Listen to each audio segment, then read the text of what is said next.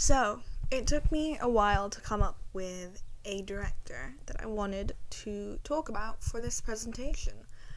I cycled through several choices, including my all-time favorite, David Lynch. Would you like some pie? Massive quantities and a glass of water, sweetheart. My socks are on fire.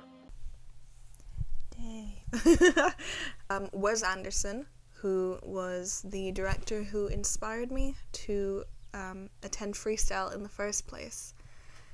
I went through a couple of Israeli directors who none of you would know, but eventually I settled on a rather contentious figure in the world of film, but still an incredibly important filmmaker.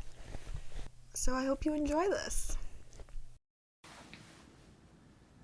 Does it get easier? No. Yes. It gets easier. Oh, yeah? Look at you. Thanks. Sofia Carmina Coppola was born in 1971 in New York to the ultra-famous director of the Godfather trilogy, Francis Ford Coppola, and his wife, Eleanor Coppola, who is a documentarian in her own right. Sofia Coppola had been acting since the age of literally 0 when she played a baby on the set of The Godfather 2 in 1972, and had been acting as, minor characters in movies made or produced by her father. First major role to speak of was Mary Corleone in The Godfather 3, a role that was initially supposed to go to Winona Ryder, but who dropped out due to nervous exhaustion or something, which is fair. She was very overworked in the early 90s. So, she played Mary Corleone in The Godfather 3, and she has been getting shit for it to this day. Mom was telling me about the old days when her biggest worry was just passing exams. Yes, it was then. I worry about you now.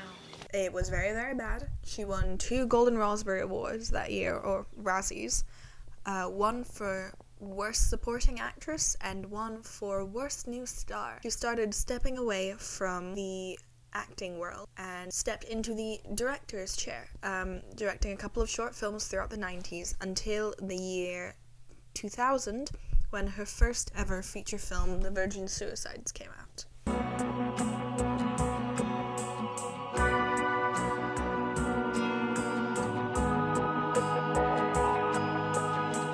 All to understand those 5 girls who, after all these years, we can't get out of our minds. Sofia Coppola is most known for directing the 2003 romantic dramedy, I think you'd consider it, Lost in Translation.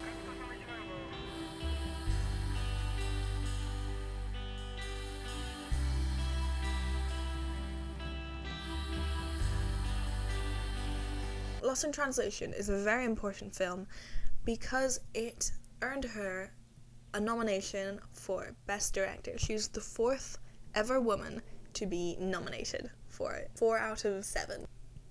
Yeah, she lost that year to Peter Jackson with Return of a King. She also lost Best Picture to Peter Jackson for Return of a King. And won Best Original Screenplay. Yeah. I just don't know what I'm supposed to be.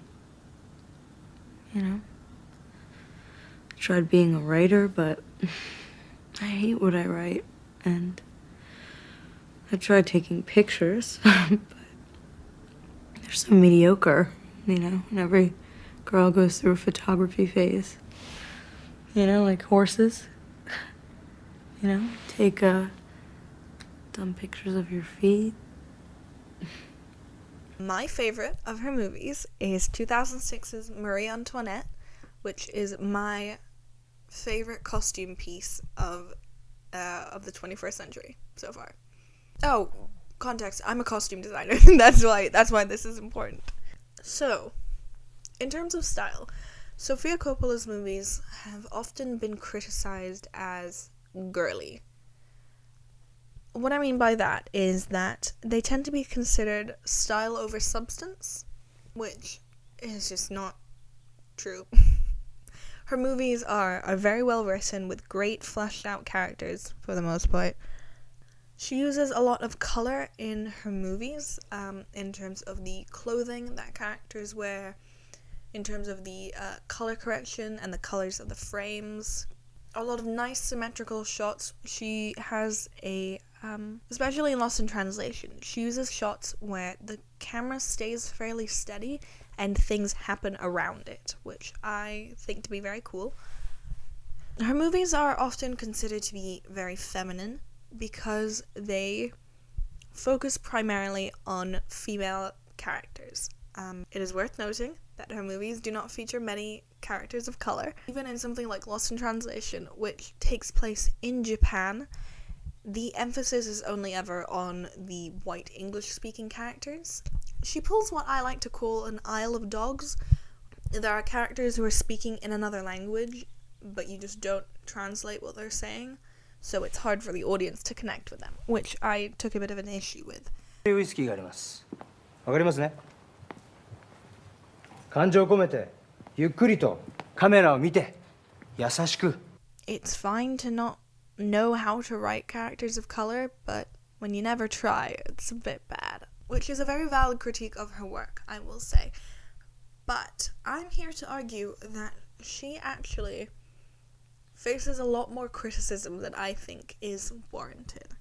Many directors of our time, very famous directors, are known for their distinct style. Wes Anderson, my least favorite, Quentin Tarantino. You know, these are all directors who we know and love, who other people know and love because of their unique style and their strong sense of direction.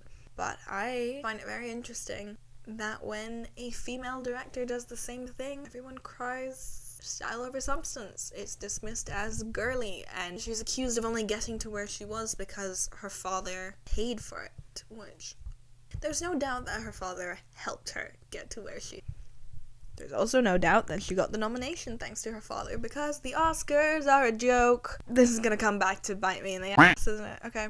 But to dismiss Sofia Coppola as only getting to where she is, and only being a director because of her father, I find to be disingenuous and frankly dismissive of someone with very real talent. I think she's an excellent writer. Her characters are always very well written characters. Her cinematography and her sense of style and composition is incredibly sound. And despite the lack of diversity and help she may or may not have gotten from Francis Ford Coppola, it is undeniable that she has very real talent, and I'm excited for a lot of her other movies. I highly recommend you watch Marie Antoinette. I don't care too much for Lost in Translation, if we're being honest, but Marie Antoinette is one of the greatest historically inaccurate biopics I think I've ever seen, and I can't recommend it highly enough.